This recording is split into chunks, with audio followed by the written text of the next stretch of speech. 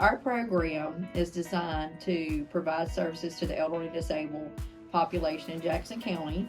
So we really are very adamant about customer service and safety. That is two of our top priorities. We provide transportation for medical appointments only, and so these patients are really dependent on us. Um, they're expecting us to make sure that we get them to where they need to go so they can get the care that they need in a timely but in a safe manner. Some of our challenges here are things like extra funding for some things that we need to do for our community and for the residents of Jackson County.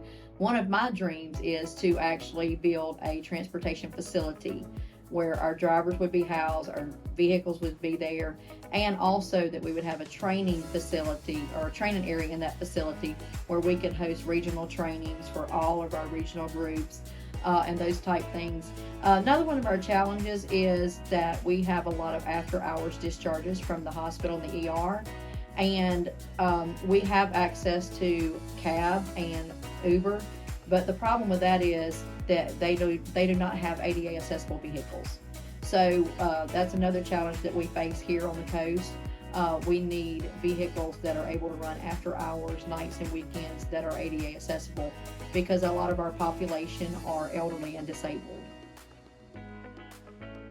So when I took over as manager and I met with my director, we talked about goals and where I wanted to go with this program and what I wanted to do. And so this department has always been a cost center. And what I mean by that is it's always been funded by Singing River Health System with a small operating grant from MDOT, which has only been in the last probably 7 years. But my goal is to turn this into a revenue generator, okay?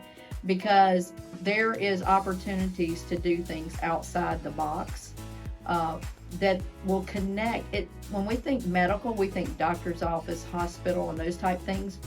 But when you think about the big picture, if a patient can't get to the grocery store to buy groceries, that affects their health. If they can't get to the Medicaid office to file for Medicaid, to have some type of insurance coverage, that affects their health. So my goal as a manager here is to grow outside that mindset of we provide medical transportation to doctors and hospital visits.